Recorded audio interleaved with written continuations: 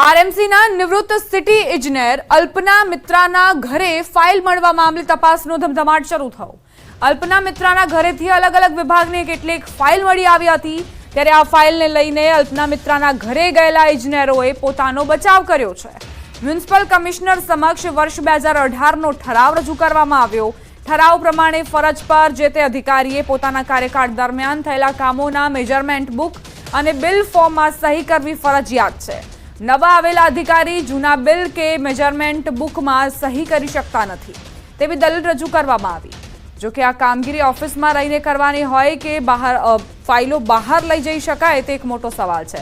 ત્યારે અધિકારીઓએ નિયમ પ્રમાણે જૂના કામોના બિલ અને મેજરમેન્ટ બુકના લખાણ માટે ગયા હોવાની દલીલ કરી છે। આરએમસી કમિશનર 10 દિવસમાં સમગ્ર મામલે રિપોર્ટના આધારે કાર્યવાહી કરી શકે છે।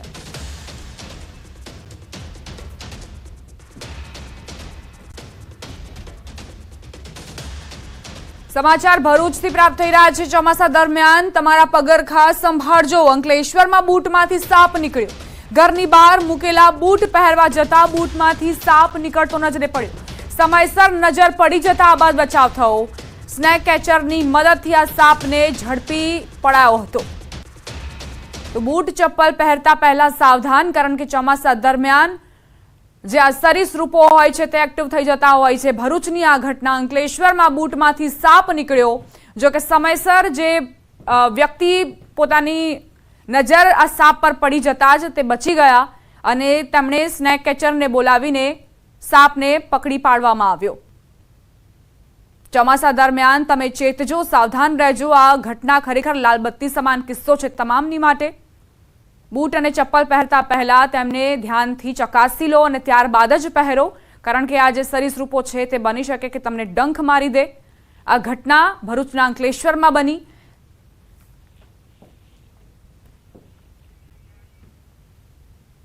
મહીસાગર જિલ્લાના લુણાવાડા તાલુકામાં નકલી દસ્તાવેજ બનાવી સંચાલક બની બેઠા હોવાનું કૌભાંડ સામે આવ્યું છે। મધવાસ ગામમાં નકલી ઓળખપત્ર અને અન્ય ડોક્યુમેન્ટ્સ બનાવી એક મહિલા સરકાર માન્ય વ્યાજબી ભાવની દુકાનના સંચાલક બની ગયા। ગામની સરકાર માન્ય દુકાનના સંચાલકનું 1 વર્ષ પહેલા નિધન થતા લીંબોદરા ગામના સંજય પગીને ચાર્જ સોંપાયો હતો। ગ્રામજનોનો આરોપ છે કે તેમના ગામમાં અન્ય ગામના મહિલાએ ખોટી રીતે દુકાન સંચાલક તરીકે પરવાનો મેળવી લીધો।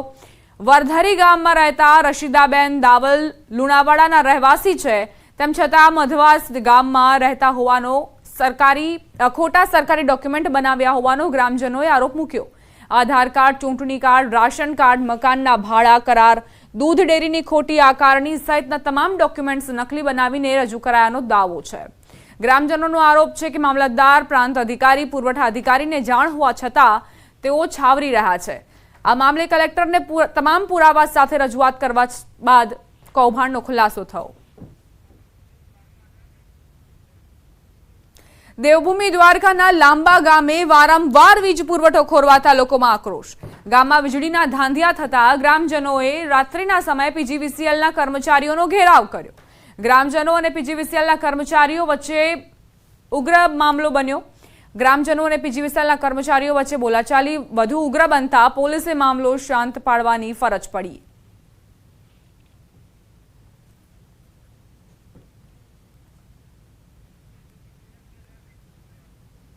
બનાસકાંઠાના ડીસાથી સમાચાર। ગેરકાયદે બાંધકામ, ગંદકી, રખડતા ઢોરને લઈ લોકો ત્રાહિમામ પોકારી ઉઠ્યા છે।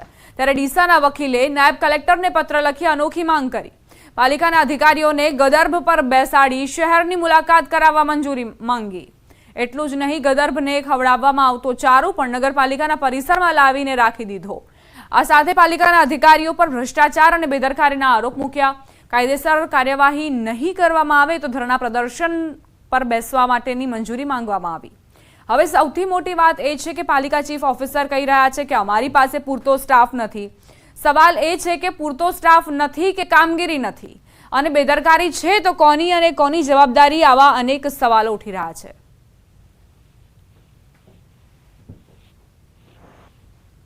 ડીસામાં ગેરકાયદેસર બાંધકામો, દબાણો, રસ્તાની ખરાબ પરિસ્થિતિ, ગંદકી, કતલખાનાઓ, રખડતા ઢોરોના પ્રશ્નો, આ બધા પ્રશ્નોમાં હાઈકોર્ટના હુકમો હોવા છતાં, ટીઆરબી ઝોન જેવી ઘટનાઓ બનેલી હોવા છતાં ડીસા નગરપાલિકા દ્વારા કોઈ કાર્યવાહી કરવામાં આવતી નથી।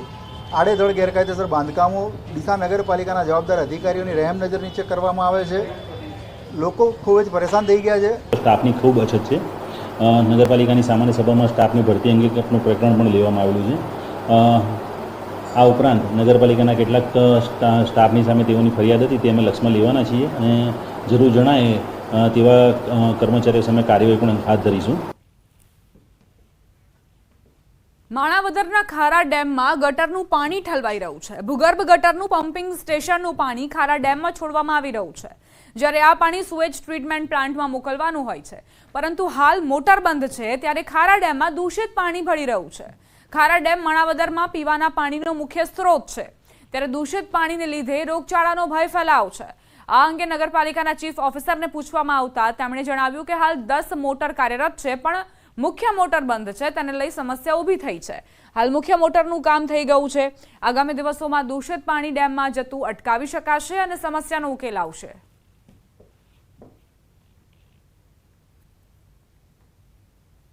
સબ પમ્પિંગ સ્ટેશનમાં મોટર ખરાબ હોવાના કારણે સીધું પાણી ખારા ડેમમાં છોડવામાં આવે છે અને ખારા ડેમ એટલે માણાવદરના પીવાના પાણીનો એકમાત્ર સ્ત્રોત અટાણે હાલની પરિસ્થિતિમાં જોવા મળે છે કે વહેલા તે પહેલાના ધોરણે આ મોટરને સમી કરે અને કોઈ નવી મોટરનો અવેજી તરીકે મૂકવામાં આવે, જેથી કરી આરોગ્ય સાથે ચેડા ન થાય એવી જ મારી નમ્ર વિનંતી છે. માણાવદર વિસ્તારમાં આવેલ જડેશ્વરના સંપ પાસે જે નદીમાં પાણી ભળે છે તે બાબતે સાઇટની મોટર બળી જવાથી આ પ્રશ્ન ઉપસ્થિત થયો. જે બળી ગયેલી મોટર રિપેર થઈ આવી ગયેલ છે, જે 2-4 દિવસમાં ઉતારી દેવામાં આવશે અને આ પાણી છે સદંતર બંધ થઈ જશે. હવે આગળ વાત કપિરાજના આતંકની.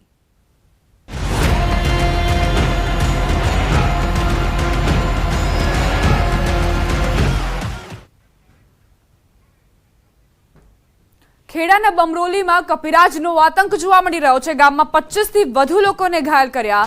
કપિરાજના આતંકથી ગામ લોકોમાં ફફડાટ ફેલાયો છે.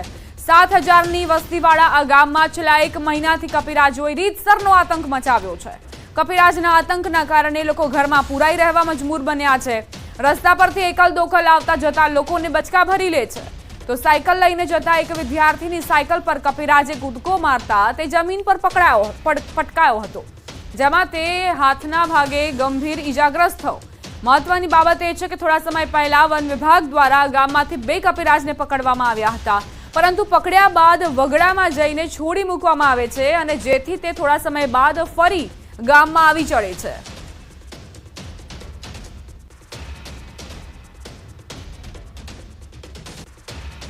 આપણે જતા હોય તો પાછળથી આવી શકે ગાળ કરા, પાછળથી આવે ગાળ કરા.